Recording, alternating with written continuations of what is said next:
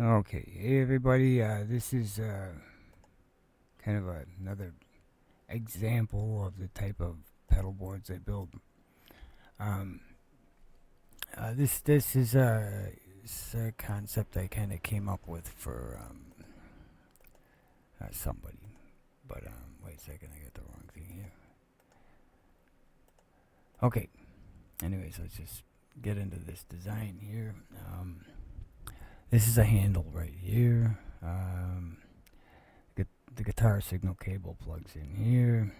Strobo stop mini. Top jacks down to one more yellow. Out of that down to a underneath this pedal and into a MXR Super Badass Dynamic OD. Out of that into Henrietta Engineering Gate.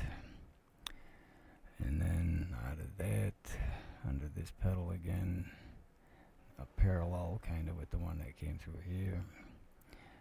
And then up through this corner, and then out here, and into this.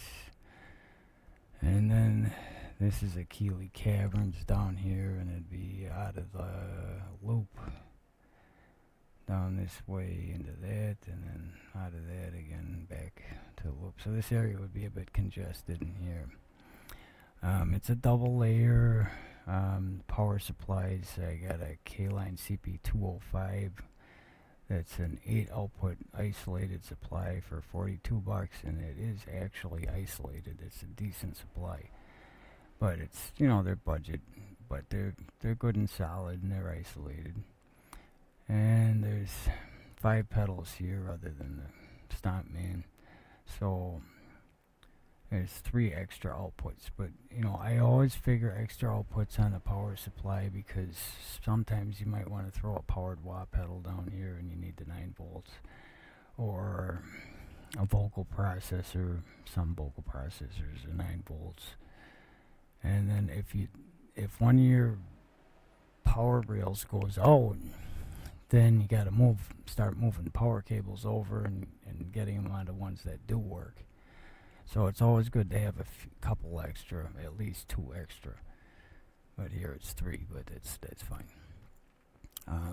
The K-line is wait, how I got this grouped. It's this gray polygon right here. That's exact dimensions. This Hughes & Kettner Stomp Man supply. I don't know if this is just a guess. I think it's probably shorter than that. It might be that the dimensions that I got here are inclusive of the little boost knob, the boost level knob that sticks out the back. I don't know exactly. So this is just a rough that I did. And then that's a handle. Anyway, I think I went through all that. Anybody can pause here if they want to kind of go over what I have here. K-Line CP205 is an 8 output. It's an 8 output, leaving 3. Let's see, I'll get this on here now, and we'll go over this. This is kind of how it would look like, sort of, I guess, you know. I mean, that's the whole thing, is when you do something like this, you almost have to have all the pedals and all the stuff so you can measure stuff. I usually take a caliper and measure things, and then I try to tighten up my design. And they do have free CAD software online. People can get that, or, you know, I do computer-aided design, but the simplest CAD program can do stuff like this. It's pretty easy. And again, this is just roughed out, but I got the handle up. You can see how when it's on the footies there, you know, the handle's up enough that you can get your hand in there to pick it up. And you pick it up and hold it over an open backpack and just lower it down in there. It'd go right in there. It's a backpack compatible pedal board. And then I mentioned my super tiny power connectors. I could do a video on that if somebody wanted me to do an in-depth video on that. But you see, this is 2 pieces of 3/4 plywood. Like if you think about this piece here being glued onto this piece on the bottom. So, you know, it's kind of like complicated shapes, but you got to figure it out and how it's going to go. And then you're cutting out this bottom piece like this. And around here.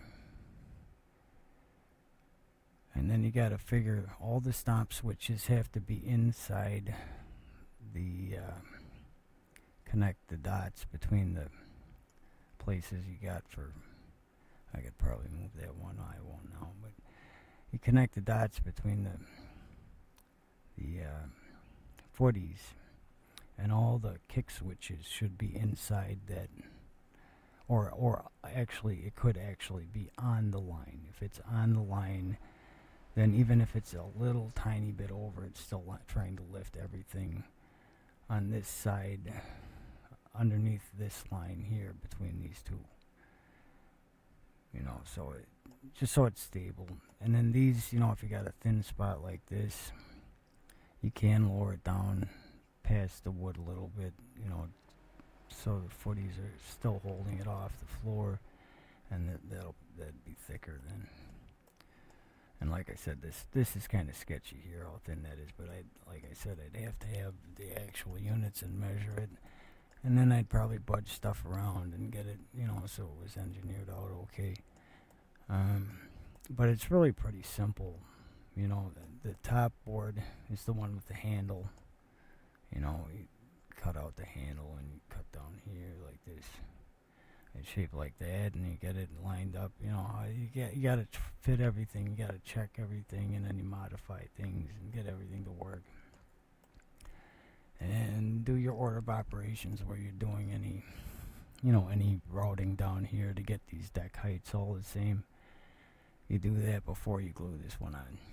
Any routing up here for deck height you can do afterwards. It's okay. And you get it glued together, and I usually use the polyurethane glue and air compressor nailer, wire nailer. It goes really fast like that, but you know, I don't know what people have, or if they want to use screws or whatever. Some kind of mechanical fastener and polyurethane glue. And then there's soaking epoxy, and I generally only use that if I got some shaky spots, you know, in terms of how it's going to carry the stress through the unit when you lay into it. And sometimes you lose your balance and you end up on a foot switch. You got to figure for that. You got to be able to kick off of it too. You know, like you lose your balance, your weight goes onto the foot switch, and you got to kick your weight back the other way off the foot switch. So, you know, it's got to be kind of strong. Like in this situation, I don't know, I'd probably put a piece of, I'd probably roll it in here and epoxy in a piece of steel, angle iron, with the angle going this way, flush here, and then going up like that, and then that would take care of it. But as long as you got, you know, some wood there, that soaking epoxy really does make it strong. It's the TotalBoat soaking epoxy. I'll put some materials in the description for this video on how to do this stuff. Well, just materials like the Eastwood. Eastwood has these catalyzing paints. Now, see, usually when I do it, I'll do the whole board in soaking epoxy, and I just bury it in ash, wood ash, and then later on it dries, and I pull it out of the ash and sand it down. Well, it might not be for everybody. Some people might want the paint. If you're gonna paint it, go with like a catalyzing paint, like spray paint that you get, you know, from the hardware store, just a regular spray paint. That stuff, you know, 5 years later, maybe it's fully dry. You know, that's about what it's like. It takes that long. So, and you don't want to just sit there, have this sitting around for 5 years before you put pedals on it. So you get Eastwood has these catalyzing spray paint cans that you can get for a reasonable price, and you'd have to just follow the directions. But there's this thing you put on the bottom and you slam it on the concrete, and there's a rod built into it that punches one of the chambers open, and the catalyst moves into this thing, and then you're on a time frame there. Once you punch that can, you gotta shake it for about 5 minutes solid, and then you gotta start spraying. And you kind of have about, I think it's about an hour of working time after you're done shaking it, something like that. I'll put the link in the description for that stuff too. There's a couple of different colors that they have. I think it's the V2s, but you got to make sure it's a catalyzing one, a catalyst type paint. I think it's Eastwood V2 paints. Unless somebody has like auto body equipment, but that's what it's like. It's an auto body type paint in a can, and it catalyzes, and it's cured in about an hour, and it's not drying, it's curing. It's actually like a reaction that happens, and you end up with a really good hard coat, and it's all sealed up. Bingo, you know.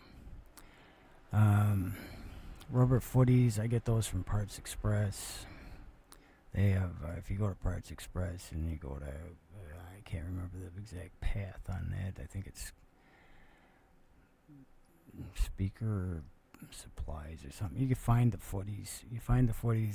There's lots of footies, but these are the smallest ones. You get the smallest ones, and they don't come with screws. And then you got to get the right screws. You got to take a footy to the hardware store and find the right screws for it, and all that stuff.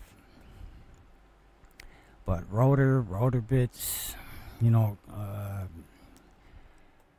it's a half decent router with a 1/4 inch collet, and you get a bunch of 1/4 inch router bits, and you can do stuff like this. But it helps to have several different bits, round over bits, like this, and files, rat tail files for like this. You wouldn't. Well, you would do that with the router, but you'd like this side, right? You get to about here with the router, and you can't get any further because you're hitting this thing here, and you don't want to route this before you glue it together and come all the way over here. Otherwise, you got to fill all that in with Bondo. Bondo is another thing. You can get little cans of Bondo. It's body filler, Bondo body filler. And you gotta kind of know how to work with some of that stuff, mixing it together, getting it right. It takes a little bit of practice. And then sandpaper, router bits, Bondo, sandpaper, soaking, TotalBoat Penetrating Epoxy. I'm sorry, I'll put that in the description too. That's if you have like sketchy spots where it needs some strength.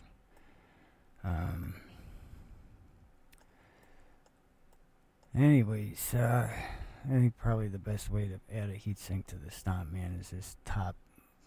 There's 2 rows of knobs, and then there's this top flat up here with the company name on it and stuff like that. I'd probably just go right over that with a finned aluminum heatsink. That's about an inch high or something like that. It'd probably look pretty gaudy, but well, it might look kind of neat actually, but I don't know if they can really dissipate. 50 watts for a 45-minute set, wide open. I know it's an efficient amp. It's a very efficient Class D amplifier, but it's still, even if it's 70-80% efficient, that 80% would be insanely efficient. It's still 30%. Almost a third of it is going to be heat. 50 watts, that's like 15 watts or something. Just a rough guess, something like that. 15 watts heat. I guess that's not too bad, but you'd still want to sink it if you were going to run this thing wide open for a 45-minute set at 50 watts. And then in this situation, I think the easiest way to do it would be you got the IEC connector here, and you'd plug that in. That powers up your amp. you know, here. And then this one, you got the wall wart that powers up all the other pedals, and just leave them separate. So what? You throw it in the backpack with the pedal board. You know, you have your IEC cable and you have your wall wart cable, and you just plug them in separate, and then these would all be hooked up and routed, and everything would light up when you turn it on. And then the tail that goes to the stomp man would be on the other end here, and then you'd have to like drill a hole and route and go up and figure all that out so that you can get that through there.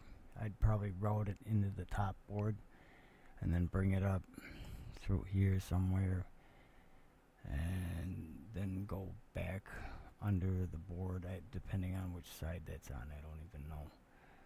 And then I'd just take a radius, you know, something with like a 1/4 inch mill with a radius end, and you put that in your router. You can look at mills and stuff like that too, as long as the shank size is a 1/4. It'll fit in your same 1/4 inch collet for your router bit. And that's what I use, is mills. I use mills mostly, some router bits.